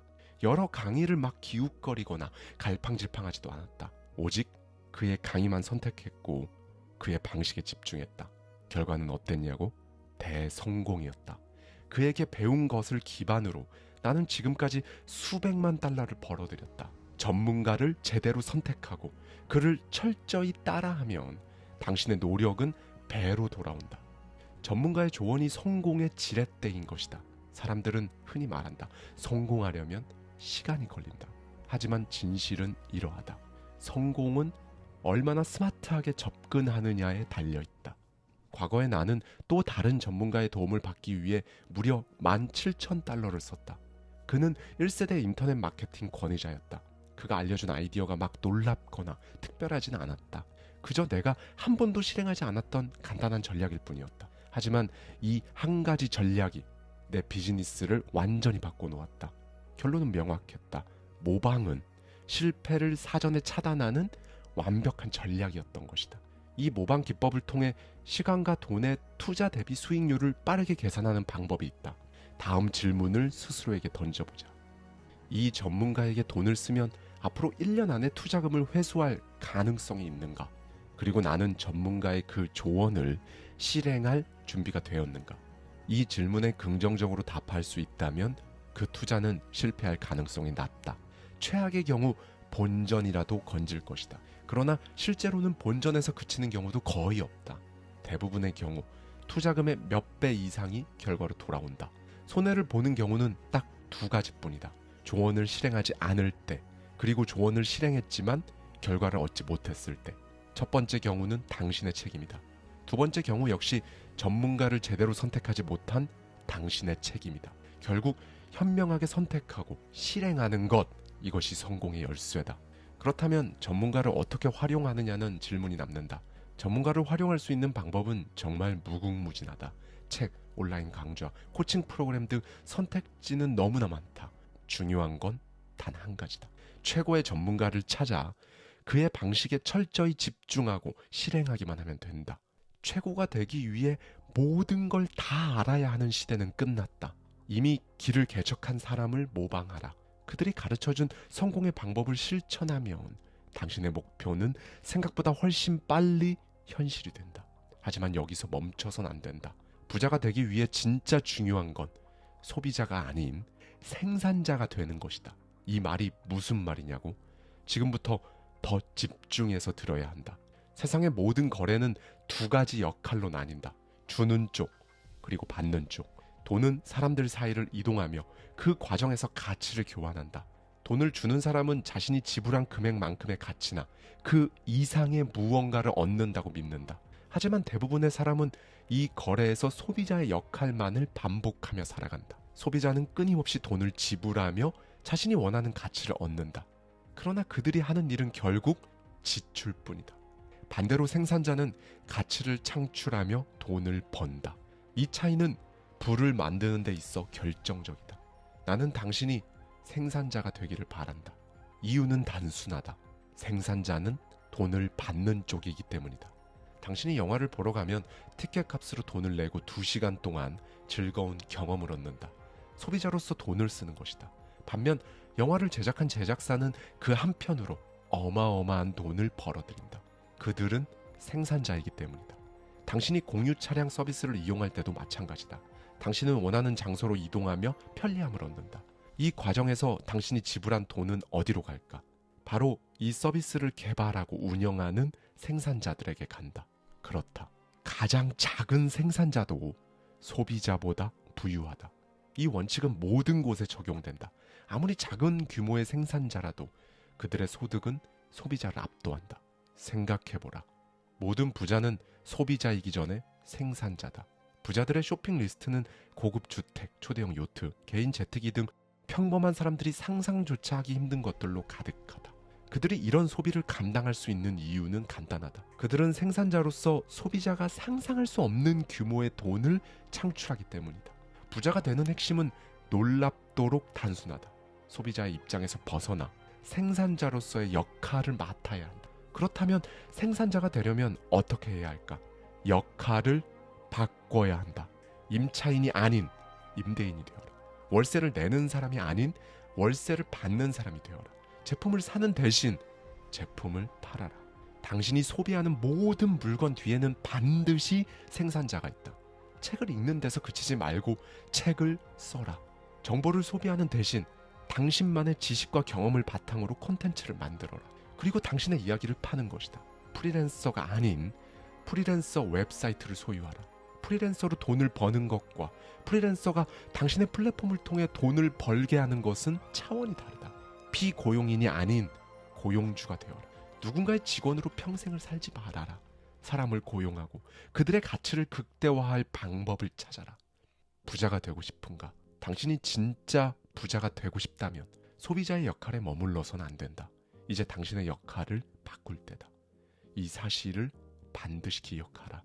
부자가 되는 첫 걸음은 소비자가 아닌 생산자가 되는 것이다. 수년간 부자가 되는 비결을 연구하며 한 가지는 분명히 알게 되었다. 경제적으로 성공하는 이유는 사람마다 다 다를 수 있지만 부자들에게는 공통점이 있다. 바로 자산을 효과적으로 활용한다는 점이다. 개인이 직접 소득을 창출할 수 있는 잠재력에는 한계가 있다. 하루 24시간 일할 수 있는 이 시간이 정해져 있기 때문이다. 하지만 자산이 만들어낼 수 있는 소득의 가능성은 무한하다. 만약 당신이 끝없는 소득의 화수분을 원한다면 무조건 열심히 일하는 것만이 정답이 아니다. 이제는 자산을 통해 승부수를 던질 때다. 그렇다면 자산이란 무엇인가? 자산의 정의는 다양하지만 나는 이렇게 정의한다. 자산이란 자동적으로 당신의 곳간을 불려주는 모든 것, 즉 당신이 직접 시간과 노력을 들이지 않아도 현금 흐름을 만들어내는 것이 자산이다. 로버트 키요사키는 그의 책 부자 아빠 가난한 아빠에서 이렇게 말했다. 부자는 자산을 획득하는 반면 중산층과 가난한 사람들은 부채를 획득하면서 그것을 자산이라고 착각한다. 많은 사람들이 다이아몬드 반지, 자동차, 심지어 자신이 직접 살고 있는 집까지도 자산이라고 부른다. 그러나 이런 물질적 소유물들은 실질적인 현금 흐름을 만들어내지 못한다. 반면 다음과 같은 것들은 진정한 자산이라고 할 수 있다. 안정적으로 수익을 창출하는 비즈니스 사업체, 꾸준히 수익을 배분받을 수 있는 투자 배당주, 임대료 등 실질적인 소득을 창출하는 부동산. 이 자산들은 단순히 소유에 그치지 않고 당신의 주머니로 돈이 흘러 들어오게 만들어준다. 내가 자산의 의미를 이렇게 제한적으로 정의하는 데에는 이유가 있다. 사실 대부분의 사람들이 원하는 것은 자신의 시간과 사실상 완전히 무관하게 소득을 창출하는 자산이기 때문에 그렇다. 만약 당신이 이런 자산을 얻는 데 집중하기만 한다면 시간과 돈 모두에서 슈퍼 리치가 될 수 있다. 이것이 바로 자동소득의 진정한 가치다. 대부분의 사람들은 하루를 마치며 이런 생각을 한다. 오늘 정말 바쁘게 보냈는데 내가 이룬 건 뭘까? 나한테 남은 건 또 뭘까? 혹시 당신도 이런 기분을 한 번이라도 느껴본 적이 있는가? 아침부터 여러 일을 처리하며 분주하게 보냈지만 정작 목표에 가까워졌다는 그런 느낌이 전혀 들지 않는 그런 날들. 할 일 목록에 줄을 긋는데 몰두했지만 결과적으로는 목표와는 아무 상관도 없는 일들로 하루를 채운 그런 경험 말이다. 몇 주, 몇 달을 이렇게 반복하다 보면 당신은 점점 쳇바퀴에 갇힌 기분이 들 것이다. 할 일은 끝없이 생겨나고 당신은 그저 바쁘기만 하다. 바쁘다는 건 끝없이 행동한다는 뜻이다. 더 많은 일을 처리하고 더 많은 문제를 해결하며 시간을 보내는 것을 의미한다. 하지만 이것이 반드시 결과로 이어지지는 않는다. 그런데 생산성은 다르다. 생산성은 더 많은 일을 처리하는 것이 아니라 올바른 일을 완수하는 것이다. 바쁨은 당신의 에너지를 갉아먹지만 생산성은 목표를 향해 당신을 한 걸음 더 나아가게 한다. 결론적으로 바쁜 것은 시간 낭비일 뿐이며 생산성만이 진정한 성과를 만든다. 진정한 의미에서 생산적인 사람이 되기 위한 가장 중요한 핵심 3단계는 이러하다. 1단계. 지금 가장 중요한 일을 정확히 파악하라. 하루를 시작하기 전에 가장 먼저 해야 할 일은 지금 해야 할 일 중 가장 중요한 것이 무엇인지 아는 것이다. 당신이 지금 하고 있는 일이 목표를 이루는데 필요한 일인가? 아니면 단순히 시간을 채우는 일인가? 이 질문에 답할 수 있어야 한다. 2단계. 무엇을 해야 할지 명확히 인지하라. 목표를 향한 중요한 과제가 무엇인지 파악했다면 그것을 의식적으로 행동에 옮겨라. 당신이 하는 일이 단순히 바쁘기 위해가 아니라 목표를 이루기 위한 수단임을 스스로 계속 상기해야 한다. 3단계. 힘든 일을 먼저 처리하라. 대부분의 사람들은 가장 중요한 일을 사실 가장 하기 싫어한다. 미루지 말고 에너지가 가장 높은 하루의 황금 시간대에 그 일을 먼저 처리해야 한다. 어려운 일을 먼저 끝내면 성취감과 자신감을 얻고 남은 하루를 더 효율적으로 보낼 수 있다. 지금 말한 이 3단계 방식으로 하루를 보낸다면 그동안 단순히 바쁘게 보냈던 날들과는 차원이 다른 시간을 보내게 될 것이다. 정신없이 분주했던 하루 대신 실질적인 성과를 이룬 하루를 새롭게 경험하게 되기 때문이다. 그리고 어느 순간 당신은 이렇게 느낄 것이다. 나는 오늘 정말 중요한 일을 끝냈고 목표를 향해 한 걸음 더 나아가고 있다. 그렇다. 이 성취감이야말로 진정한 생산성이다. 제발 성과 없는 분주함에 빠지지 마라. 당신의 시간은 당신이 선택하는 대로 쓰여야 한다. 기억하라. 시간은 당신의 가장 강력한 자산이다. 오늘날 부를 창출할 수 있는 기회는 오프라인과 온라인 영역에서 모두 존재한다. 먼저 아날로그 세상을 보자. 당신은 제품을 만들거나 책을 출간할 수 있다. 세차장, 셀프 세탁방, 광고판 같은 물리적 비즈니스를 소유할 수도 있다. 이런 아날로그 비즈니스는 익숙하다. 과거 우리의 부모 세대가 추구했거나 자식 세대인 우리에게 권유했던 방식이기도 하다.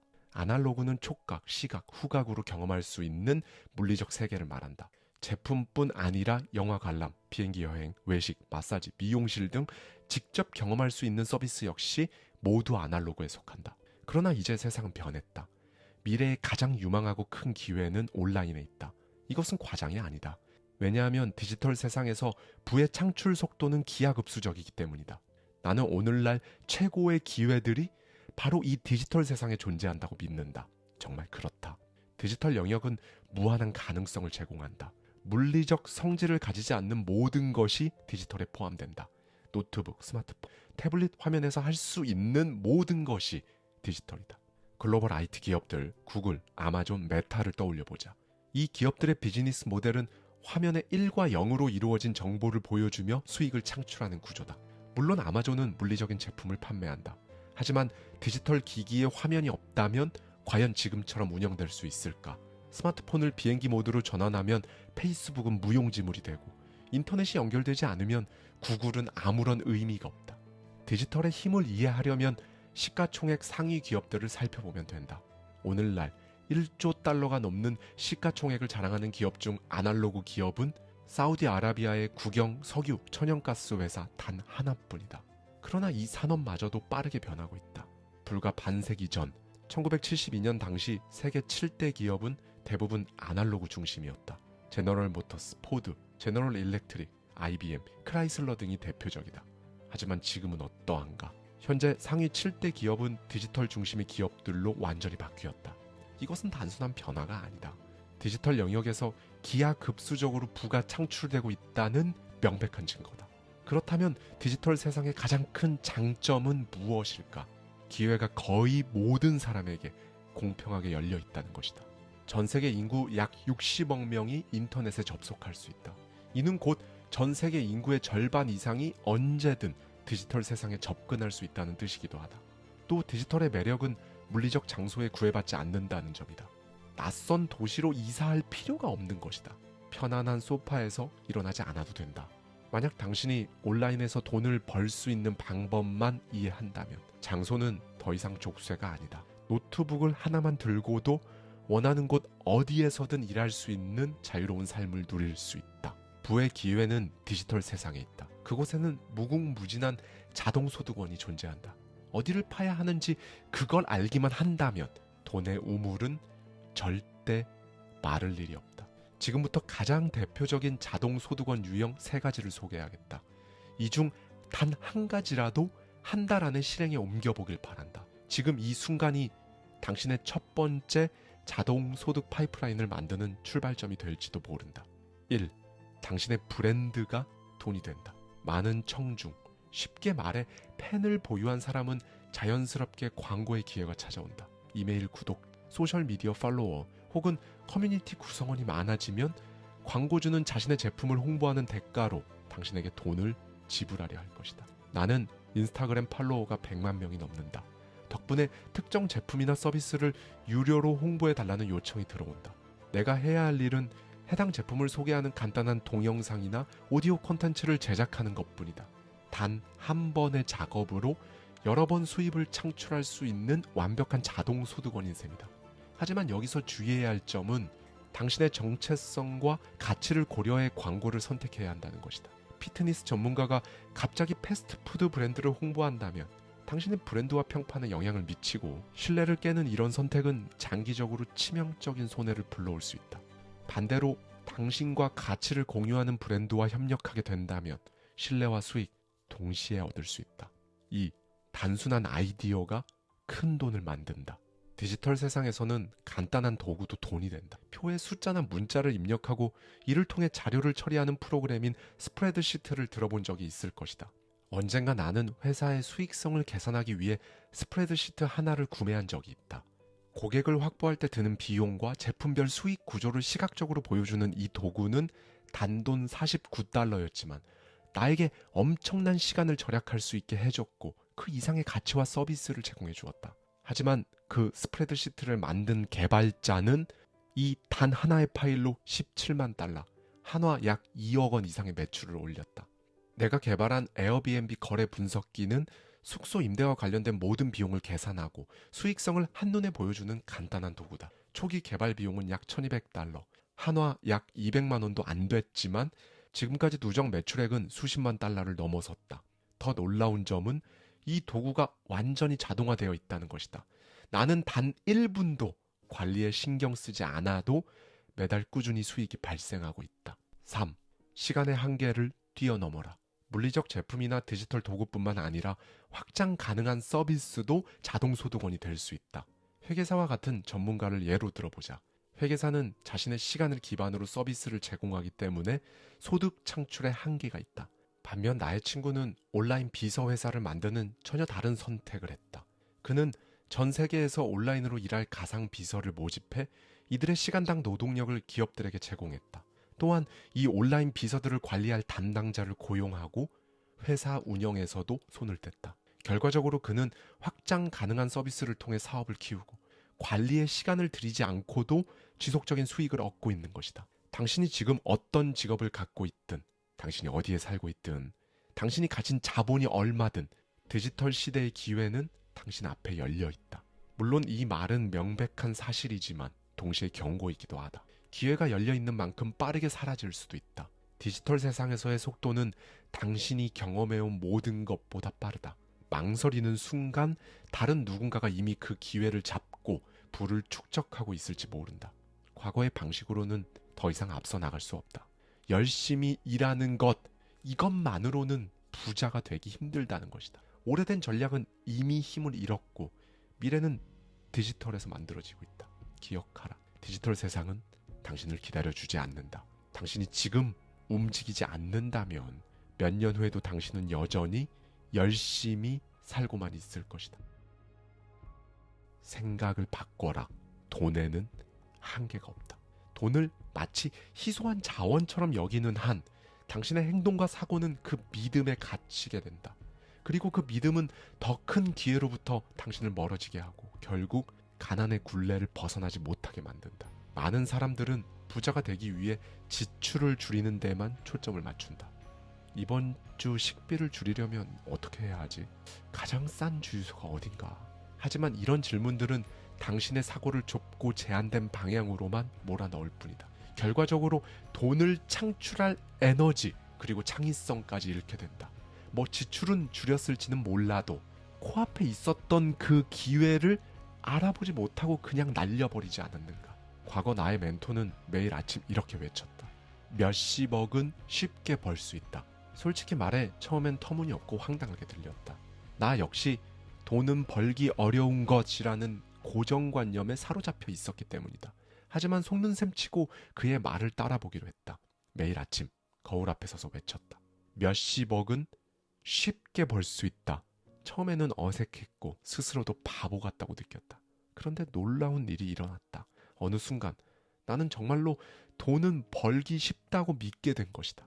그 믿음은 내 행동, 사고를 완전히 바꿨다. 나는 주변 사람들에게도 당당히 말했다.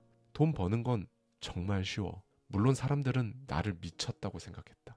하지만 얼마간의 세월이 지나고 나는 실제로 부자가 되어 있었다. 이렇게 말과 생각을 통해 부자가 되기로 결정했다면 구두쇠 증후군 역시 피해야 한다. 작은 절약에 집착하는 그 사고방식에서 벗어나지 못하면 가난의 굴레에서 벗어나지 못할 것이다. 이번 주 식비를 어떻게 줄일까? 이런 소극적인 질문 대신 더 나은 질문을 스스로에게 던져라. 100만 달러를 더 벌려면 어떻게 해야 할까? 다음 달 내 수입을 2배로 늘리려면 어떻게 해야 할까? 어떻게 하면 내 자산을 10배로 불릴 수 있지? 질문이 바뀌면 식료품 가격을 고민하던 내 머리가 부를 창출하는 아이디어를 떠올리기 시작할 것이다. 적절한 질문은 돈을 불러오고 잘못된 질문은 가난을 심화시킨다. 그리고 욕망하라. 살다 보면 누구나 어려움에 부딪히게 된다. 이 어려움을 뚫고 나아가게 해주는 연료가 바로 진정한 욕망이다. 반대로 진정한 욕망이 부족한 사람은 삶의 난관 앞에서 방향을 잃고 주저앉을 수밖에 없다. 성공 철학의 대가 나폴레옹 힐은 그의 책 생각하라 그리고 부자가 되어라에서 불타는 욕망이 성공을 위한 가장 중요한 전제 조건이라고 강조했다. 욕망이 없다면 성공은 그저 희망사항일 뿐이다. 많은 사람들은 모호한 바람만 가지고 있다. 성공하면 좋겠지. 돈 많으면 좋겠다. 이 정도 수준의 바람은 무관심과 크게 다르지 않다. 이제 더 이상 그랬으면 좋겠다라고 말해서는 안 된다. 대신 이렇게 말하라. 무슨 수를 써서라도 반드시 해내고야만 한다. 당신의 욕망이 지금 수준에 머물러 있다면 결과 역시 그 이상 오르지 못할 것이다.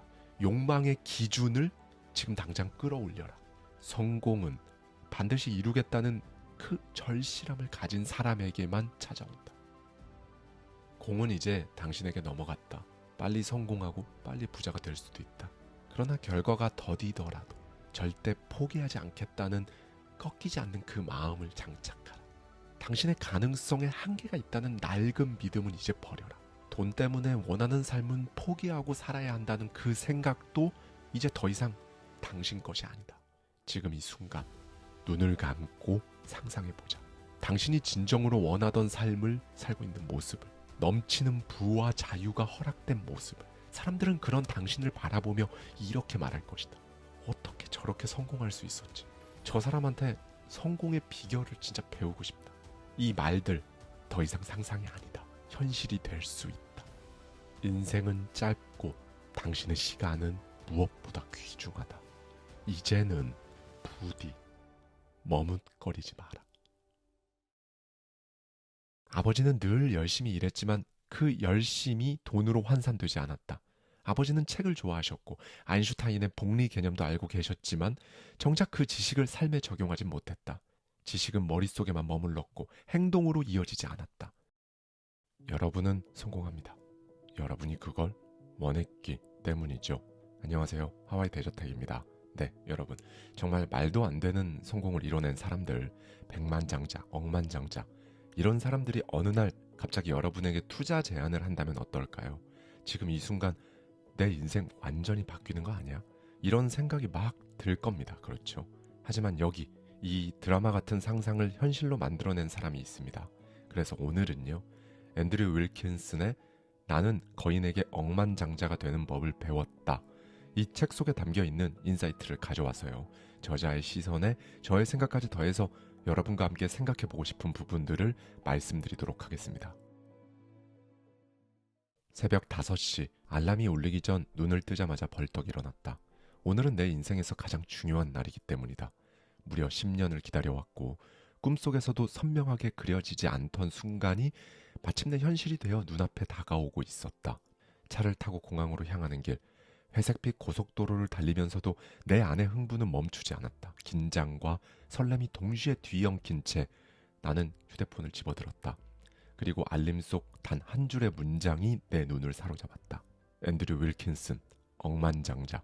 전 세계에 3,000명도 되지 않는 그 상징적인 수식어가 내 이름 뒤에 붙은 것이다. 놀랍게도 그 수식어 하나가 내 머릿속을 완전히 장악했다. 마치 커다란 조명이 나를 비추는 것 같았고 사람들의 시선이 사방에서 나에게 꽂히는 것 같았다. 그 돈을 도대체 어떻게 벌었지? 저 사람은 도대체 뭘 했기에 저 자리에 올랐을까?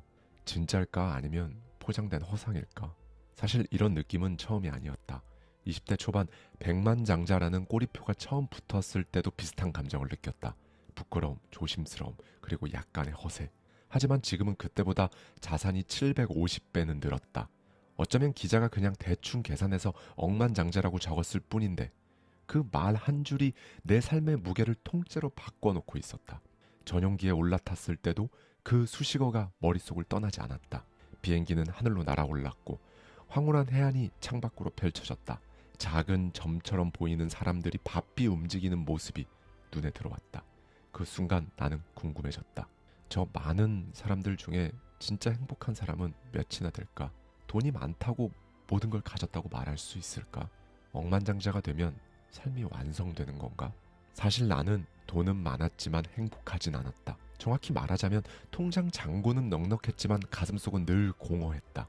그리고 그걸 인정하기까지 꽤 오랜 시간이 걸렸다. 앤드류, 당신은 얼마나 있어야 만족하실 것 같아요? 몇 년 전부터 사람들이 자주 묻는 질문이었다. 처음엔 그 말이 참 가볍고 속물 같은 질문이라고 생각했다. 하지만 생각할수록 흥미로웠다. 왜냐하면 거의 모든 사람의 대답이 놀라울 만큼 비슷했기 때문이다. 지금 가지고 있는 돈의 딱 2배만 있으면 충분할 것 같아요. 통장에 50만 달러가 있는 사람은 100만 달러면 마음이 놓일 거라 했고 100만 달러가 있는 사람은 200만 달러가 있어야 안심이라 했다. 200만이 되면 400만, 400만이 되면 800만, 끝은 없었다. 나 역시 그랬다. 나는 오랫동안 억만장자가 되길 원했다. 뚜렷한 이유는 없었다. 그저 가난이 너무 싫었다. 신용카드로 커피를 사면서 한도 초과입니다. 그 한마디에 얼어붙었던 시절, 심장이 쪼그라드는 그 초조함, 그건 단순한 불편이 아니었다. 그때 나는 그런 삶에서 하루빨리 탈출하고 싶었다. 그리고 그때부터 나는 부족함이라는 보이지 않는 유령에게 쫓기듯 살았다. 언제나 부족했고 무언가가 모자랐다. 단 한 번도 충분하다는 느낌이 내 삶에 찾아오지 않았다. 사람들은 내가 이뤄낸 결과만 봤다. 자산 규모, 기업 매출, 성공한 투자 리스트, 화려해 보이는 그 숫자들이 곧 나의 가치라 생각했고 그걸로 나를 판단했다. 하지만 정작 나는 그 모든 걸 불안이라는 모래성 위에 세워가고 있었다. 겉으론 반듯해 보였지만 안쪽은 늘 흔들리고 있었다. 언제 무너질지 모르는 바닥 위에서 나는 매일 줄타기 하듯 하루하루를 버티고 있었기 때문이다. 그런 내가 로스앤젤레스 공항에 발을 디딘 이유는 단 하나, 찰리 먼거 때문이었다. 활주로에 대기 중이었던 검은색 SUV 한 대의 운전석 창문이 열리고 정중한 인사가 건네졌다. 그 순간 나는 내가 특별한 자리에 와 있다는 걸 본능적으로 느꼈다. 호텔에 도착해 짧게 숨을 고르고 유니폼처럼 입던 청바지와 티셔츠를 벗었다. 대신 깔끔한 옥스퍼드 셔츠와 바지 그리고 벨크로 구두를 신었다. 그렇게 나는 전설 앞에 설 준비를 했다. 차를 타고 먼거의 집으로 향하는 길, 사업 파트너인 크리스와 나는 아무 말도 하지 않았다. 사실 말이 필요 없었다. 눈빛만으로도 서로의 생각을 읽었다. 10년 넘게 동고동락한 우리가 세기의 투자 철학자 찰리 먼거, 그를 만나러 가고 있다는 사실이 정말 믿기지 않았다. 그의 집은 억만장자의 집이라고 하기엔 너무 조용하고 모든 게 절제된 모습이었다. 화려함보다 단정함, 과시 대신 고요함. 그래서 오히려 더 강렬했다. 우리가 서재에 들어서자 의자에 앉아있던 먼거가 우리를 바라봤다. 반갑습니다. 둥근 얼굴, 희끗한 머리카락, 두꺼운 안경과 영혼을 꿰뚫는 듯한 눈빛까지 우리는 아이처럼 말했다. 선생님, 정말 존경합니다. 직접 뵙게 되어 영광입니다. 식탁에 앉아 스테이크를 썰며 그는 짧고 강한 문장들을 던졌다. 수익성 없는 기업에 투자하는 건 남의 배드민턴 경기에서 셔틀콕이 되는 겁니다. 문제를 제대로 이해하면 절반은 이미 해결된 겁니다. 한 번만 제대로 투자해도 인생은 달라집니다. 그의 말은 한마디 한마디에 냉철한 원칙이 들어있었다. 그렇다. 그는 실전에서 살아남은 투자의 바이블 같은 존재였다. 나는 처음 100만 달러를 벌고도 월급만으로 살았습니다. 모든 돈은 재투자했죠. 그리고 그는 그때까지도 이코노미석을 타고 코스트코에서 셔츠를 사고 30달러짜리 시계를 차고 있었다. 그러나 그 어떤 억만장자보다 더 품격 있고 더 묵직했다. 그날 밤 우리는 돈의 기술을 배운 게 아니라 삶을 대하는 태도를 배웠다. 그날 이후 나는 투자가 아니라 나 자신의 태도를 바꾸기 시작했다. 사실 나는 지난 몇 년간 겸손한 척, 검소한 척하는 부자들을 수도 없이 봐왔다. 실리콘밸리엔 그런 사람들이 넘쳐났다. 하지만 찰리 먼거는 달랐다. 그는 그런 연출 자체에 아예 관심이 없었다. 먼거는 무엇이든 깊게 파고들었고 모르는 것은 모른다고 말했다. 무엇이든 다 알아야 한다고 믿지 않았기 때문이다. 대신 어리석은 사람이 되지 마라는 원칙만은 지키려고 애를 썼다. 그와 이야기를 나누던 중 갑자기 뒷문이 열리더니 에너지 넘치는 한 남자가 들어왔다.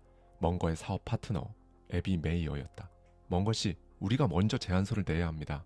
그는 수백만 달러짜리 부동산 거래를 마치 점심 메뉴 고르듯 이야기했다. 입구는 몇 개? 위치는? 임대료는? 그럼 됐네. 진행하게. 1분도 안 되는 시간에 수백만 달러가 오갔다. 우리는 말을 잃었다. 식사를 마치고 디저트를 먹으며 먼거는 조용히 우리를 바라보며 말했다. 그래서 여러분은 어떤 사업을 하나요? 그는 호기심 가득한 눈으로 물었다. 우리는 열심히 우리의 전략과 수익 모델을 설명했다. 그는 계속 고개를 숙인 채 듣고만 있었다. 아무런 표정도 없었다. 나는 마지막으로 이렇게 말했다. 저희는 조용한 삶을 좋아합니다. 그리고 상장할 생각은 없습니다. 그 순간 먼거의 눈이 반짝였고 몸을 앞으로 기울이며 말했다. 그건 생각해볼 만하군요. 그리고 이어진 그의 말은 상상조차 못한 말이었다. 우리 회사와 합병하는 건 어떤가요? 나는 그 순간 시간이 멈춘 줄 알았다. 그는 말했다. 데일리 저널이라는 상장회사가 있어요. 내가 회장을 맡고 있고 지금은 소프트웨어 사업으로 전환 중입니다. 문제는 나이가 너무 많다는 거예요. 나는 97세고 CEO는 83세입니다. 모두가 웃었지만 그의 다음 말은 진심이었다. 당신들이 데일리 저널을 인수해서 이끌어보면 어떻겠어요? 그는 내 인생에서 가장 충격적인 제안을 한 것이다. 이게 진짜 일어날 수 있는 일인가? 10년 전 중고 컴퓨터를 조립하고 있던 그때 이런 미래를 누가 상상했겠는가? 찰리 먼거의 합병 제안은 그야말로 부인할 수 없는 기회였다. 수십 년간 쌓아온 명성과 실적, 투자계의 이정표라 불리는 찰리 먼거. 그가 손을 내밀었다는 사실 자체가 이미 하나의 사건이었다. 찰리 먼거는 단순한 투자자가 아니었다. 그는 살아있는 전설이었고 누구도 부정할 수 없는 자본주의의 얼굴 그 자체였다. 그런 그가 우리 회사를 직접 선택했다는 것은 외부의 시선으로 보면 절대로 거절할 수 없는 제안이었다. 하지만 정작 나는 그 제안을 받아들이는 순간 무언가 중요한 것을 잃게 될지도 모른다는 막연한 두려움을 떨칠 수 없었다. 그건 단순한 지분이나 의결권의 문제가 아니었다. 그건 바로 자유에 대한 문제였다. 초라한 사무실, 날이 새도록 켜져 있던 불빛, 불확실한 미래 속에서도 믿음을 잃지 않았던 그 시간들, 그 지난한 시간 속에서 타인이라는 회사를 하나의 철학으로 키워왔다. 모두의 피와 땀, 야망과 고통, 좌절과 승리가 녹아든 정체성 그 자체였다. 하지만 찰리 먼거와의 합병이 이루어지는 순간 그 정체성은 흐려질 수밖에 없었다. 물론 서류상으론 우리가 여전히 주도권을 쥘 수 있었다. 회사의 대표직을 유지하고 경영 정권을 그대로 행사할 수도 있었다. 그러나 현실은 다르다. 그 순간부터 찰리 먼거의 세계 속으로 들어가는 것이었다. 먼거의 방식, 먼거의 언어, 먼거의 프레임. 우리가 만들어온 고유한 리듬이 그 거대한 이름 아래 흡수될 것이 분명했다. 그가 인수를 제안했던 데일리 저널은 누가 봐도 훌륭한 회사였다. 하지만 그건 우리의 선택으로 만들어진 길이 아니었다. 그건 우리가 설계한 미래가 아니라 누군가가 이미 완성해 놓은 퍼즐이었다. 무엇보다 그 판에 끼워 맞춰지는 조각이 되고 싶지 않았다. 그 사실이 마음을 불편하게 했다. 나는 찰리 먼거의 그림자 속에서 성공하고 싶지 않았다. 나는 그보다 더 나은 무언가를 원했다. 나만의 목소리, 나만의 색깔, 그리고 나만의 방식으로 이루고 싶었다. 나는 다시 내 안을 깊게 들여다보게 됐다. 나는 지금 이 모든 걸 왜 하려는 거지? 정말 찰리 먼거와의 비즈니스가 절실해서? 아니면 그 전설과 한 테이블에 앉았다는 뭐 그런 훈장이 필요해서 그런 건가? 그리고 우리는 마침내 결정을 내렸다. 우리는 합병을 원하지 않습니다. 말이 떨어지기까지 용기가 필요했다. 하지만 그 말은 단순한 거절이 아니었다. 우리가 우리 자신으로 남기 위한 선언이었다. 그 순간 짧지만 무거운 침묵이 이어졌고 그 침묵을 깨트린 건 찰리 먼거의 조용한 미소였다. 그는 말없이 고개를 끄덕였다. 그의 미소는 모든 것을 이해한 듯했고 결국 우리의 제안을 받아들였다. 그 모습을 보며 나는 한 가지를 깊이 깨달았다. 내가 만든 선택, 내가 지켜낸 가치, 그리고 나만의 문법으로 성공을 정의하자. 나는 비로소 자유로워졌다. 며칠 뒤 나는 아이들과 함께 침대에 누워 만화책을 읽고 있었다. 그때 전화가 울렸다. 받아보니 내가 운영하고 있던 회사 중 하나를 수억 달러에 인수하고 싶다는 제안이었다. 예전 같았으면 가슴이 뛰었을 것이다. 그리고 머릿속이 막 복잡해졌을 것이다. 하지만 그 순간 내 안에 찾아든 감정은 기쁨이 아닌 고요함이었다. 마치 오랫동안 찾아 헤매던 문을 내가 스스로 열고 그 안에서 조용히 자리를 잡은 사람처럼 확신과 평온함이 동시에 밀려왔다. 나는 다시 책장을 넘기며 속으로 천천히 되뇌었다. 돈보다 중요한 건 내가 누구인가다. 억만장자는 숫자가 아니라 철학이다. 그날 밤 나는 아이들과 웃고 있었고 내 통장엔 수천만 달러가 더해지고 있었지만 나에게 있어서 가장 소중한 자산은 통장 속 숫자가 아니라 내가 선택한 삶의 방식이었다. 찰리 먼거와 수십억 달러 규모의 거래를 논하기 20년 전 내 인생을 완전히 바꿔놓은 사건이 있었다. 바로 아버지가 나에게 컴퓨터를 사주신 일이다. 그 시절 우리 가족은 캐나다 밴쿠버의 쇼넛이라는 곳에 살고 있었다. 그 지역은 부촌으로 불릴 만큼 고급 주택가였기 때문에 겉으로 보기엔 우리 가족 역시 그 부유한 삶의 일부처럼 보였을지 모른다. 하지만 실상은 전혀 달랐다. 우리 집은 그 동네에서 보기 드문 낡은 주택이었고 형편에 맞지 않는 삶을 억지로 꾸려가던 나날이었다. 부모님은 늘 같은 말을 되풀이하셨다. 학군이 좋으면 기회도 달라진다. 환경이 사람을 만드는 거야. 그 신념 하나로 교회의 저렴하고 여유로운 삶 대신 형편에 맞지 않는 고급 주택가를 선택한 것이다. 그 선택의 대가는 무거웠다. 우리는 늘 가난했고 그 가난은 일상이자 운명처럼 느껴졌다. 아버지는 매일같이 지쳐서 퇴근했다. 나는 어렸지만 느낄 수 있었다. 그 일이 아버지를 갉아먹고 있다는 걸. 아버지에게 일이란 자신의 존엄성을 조금씩 팔아넘기는 고통스러운 거래처럼 보였다. 그런 상황 속에서 아버지가 나에게 컴퓨터를 사준 것이다. 우리 가족의 재정 상태를 고려하면 절대 나올 수 없는 말 그대로 이례적인 사건이었다. 누군가에게는 흔한 전자제품일 수도 있지만 우리 가족에게는 한 달 생활비를 위협할 만큼 과감한 결정이었다. 하지만 그 컴퓨터가 내 인생을 바꾸었다. 아이러니하게도 컴퓨터 게임을 하고자 했던 그 단순한 욕망이 내 안의 탐구심을 자극했고 그것이 결국 나를 사업가로 이끈 첫 번째 발걸음이 되었다. 지금 돌이켜보면 그 컴퓨터 한 대가 가난의 터널 끝에서 내가 세상과 연결된 최초의 창이었던 셈이다. 그런데 사람들은 어렸을 적 나를 종종 게으른 아이라고 불렀다. 아니, 더 정확히 말하면 나는 게으름이라는 이름의 효율성 중독자였다. 식사를 하고 식탁을 치울 때면 나는 어머니에게 이렇게 말했다. 이거 그냥 나눠서 하면 훨씬 더 빨리 끝낼 수 있을 것 같은데요. 그때 나는 이미 시스템을 바꾸면 세상이 달라질 거라는 걸 알고 있었다. 문제를 쪼개고 단순화하고 순서를 바꾸면 모든 것이 훨씬 더 수월해질 수 있다는 걸 본능적으로 깨달았던 것이다. 게으른 사람에게 맡겨라. 그 사람은 반드시 쉽게 끝내는 방법을 찾는다. 빌 게이츠의 이 말이 그때의 나를 완벽하게 설명해 주는 것 같았다. 나는 일찍부터 더 쉽게, 더 빠르게 내 방식대로 세상을 다루고 싶었다. 하지만 현실은 늘 그 반대였다. 우리 가족은 끊임없이 돈 문제로 싸웠다. 집안에는 늘 긴장감이 돌았고 대화 끝에는 언제나 언성이 높아졌다. 나는 어린 나이였지만 그 모든 싸움의 원인이 무엇인지 알 수 있었다. 아버지는 돈에 대해 잘 모른다. 물론 나도 돈에 대해 아는 게 없었다. 그러나 나는 마음속으로 다짐했다. 반드시 돈에 대해 알아내야만 한다고. 그래야 이 지긋지긋한 싸움도, 이 긴장도, 불안도 끝이 날 수 있다고 믿었다. 아버지는 늘 열심히 일했지만 그 열심이 돈으로 환산되지 않았다. 아버지는 책을 좋아하셨고 아인슈타인의 복리 개념도 알고 계셨지만 정작 그 지식을 삶에 적용하진 못했다. 지식은 머릿속에만 머물렀고 행동으로 이어지지 않았다. 그건 마치 바로 옆에 구명조끼가 있는데도 그걸 꺼내 입지 못한 채 점점 깊은 물속으로 가라앉는 사람을 보는 듯한 느낌이었다. 바로 그 간극, 알고 있는 것들을 실천하지 않는 그 거대한 간극이 결국 우리 가족을 가난하게 만들었다는 것을 나는 뼈저리게 깨달았다. 그래서 나는 내 삶의 방향을 완전히 바꾸기로 결심했다. 나는 아버지처럼 살지 않겠다. 기어가 없는 자전거 버릴 것이다. 오르막길에서도 멈추지 않는 엔진을 만들 것이다. 아버지가 모른 채 지나쳤던 그 부의 비밀을 반드시 손에 넣을 것이다. 그날 이후 나는 아버지의 방식이 아닌 나만의 방식으로 부를 배우기 시작했다. 부란 무엇인가? 돈이란 무엇으로 움직이는가? 사람들이 왜 돈 앞에 무너지는가? 왜 똑똑한 사람도 가난에서 벗어나지 못하는가? 그 질문들 속에서 나는 한 가지 분명한 원칙을 발견했다. 지식은 행동으로 전환될 때만 힘이 된다.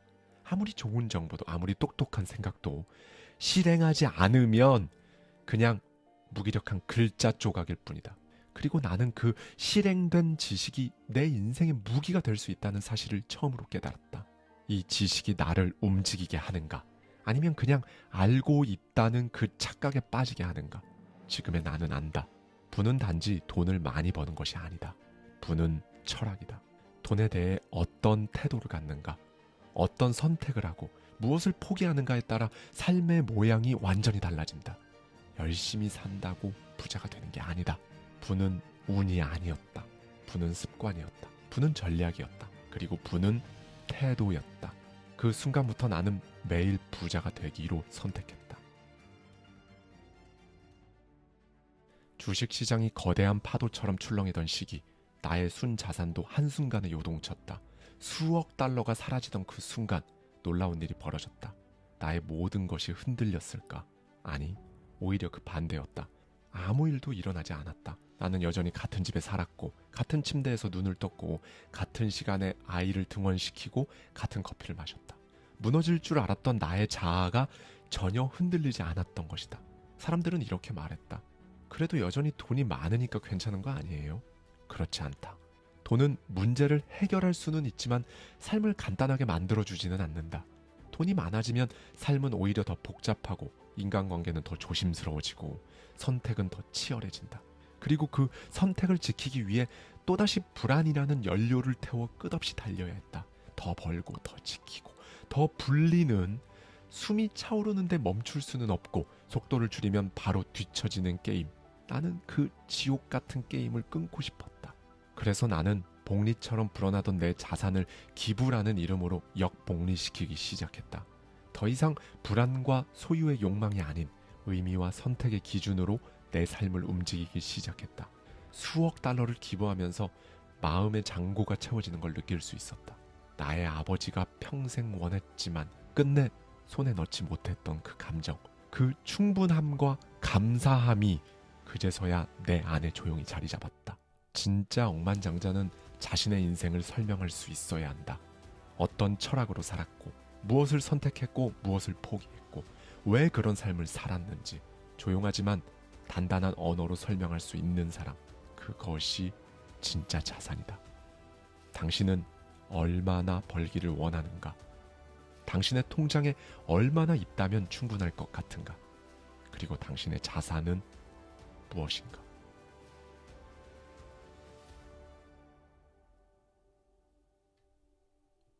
감사합니다. 지금까지 하와이 대저택이었습니다.